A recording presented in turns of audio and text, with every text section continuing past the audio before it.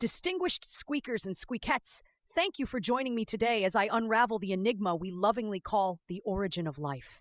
Yes, you've all heard it. They found amino acids in space, so that means life is easily made, correct? Or the media meltdown whenever a meteorite yields some dusty molecules. I'm here to gently squeak. It's not that simple.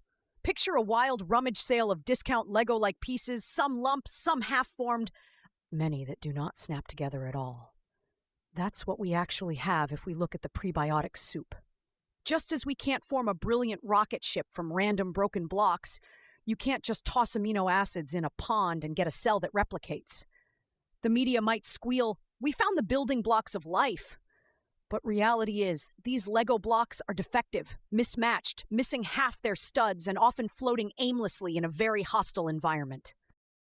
In the last couple of decades, scientists have tackled these complexities from multiple angles. Prebiotic chemistry. We're told amino acids can form under spark discharge or meteorite deliveries. Indeed, reanalysis of Miller's archived samples found more amino acids than first reported, Parker et al. 2011. But yields remain low, and building long peptides spontaneously? Extraordinarily difficult, Zhao et al. 2023. The Lego analogy? We have a few bricks, but no guaranteed instructions or guarantee they'll snap into big stable structures. Self-replication. Another set of folks champion the RNA world, like mixing special Lego pieces that can snap themselves into more Lego sets. But the trouble is, as Shapiro 2007 warns, forming RNA spontaneously might be astronomically improbable. We can't find a truly stable, self-replicating RNA in any purely natural setting. Bits and bobs might half-assemble, then degrade in the watery environment. Legos that almost snap but then break when the tide goes out? Precisely. Metabolism-First. Others propose chemical cycles preceded genes, but Orgel 2008 points out how it's equally tough to find such cycles spontaneously forming. Without a blueprint or robust catalysts, the blocks end up as lumps.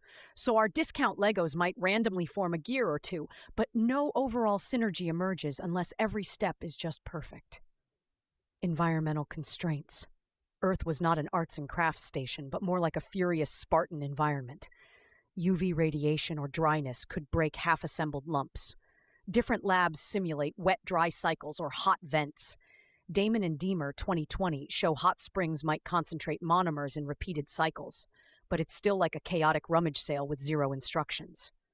Selection and early evolution. By the time real Darwinian evolution can help, you first need stable replicators or catalytic networks. But what helps them get stable in the first place? Many folks talk about dynamic kinetic stability, Pross 2013. Basically the idea that any structure that manages to replicate faster than it gets destroyed wins out. Great in principle. Still not easy to see how random lumps become a robust Lego race car spontaneously. Hence, from these angles, we see each new piece of research often uncovers deeper complexities rather than, "Eureka, we solved it!" We remain, as dear Robert Shapiro or Leslie Orgel might say, at a rather early stage, rummaging the cosmic bargain bin for clues. So, dear squeakers, we're still stuck at the beginning. As Walker et al. 2017 highlight, origin of life theories remain plausible but incomplete.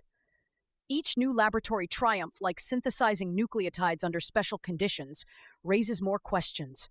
How do they remain stable? How do they join into long chains? How do they adopt a replicative cycle? We keep finding more rotted Lego blocks or partial subassemblies, discovering new minuscule ways they might fit, but we have no final instruction manual. Thus, allow me to close with the humbling confession of the Royal Mice Society for the Origin of Life. We might be three blind mice, myself included, rummaging in half the wrong places. Yet, that's the nature of this grand quest. The environment is harsh, rude even, like a Spartan gatekeeper. And still we scurry on, because the day we see a self-assembling set of lumps that replicate, we'll have unveiled nature's greatest leap.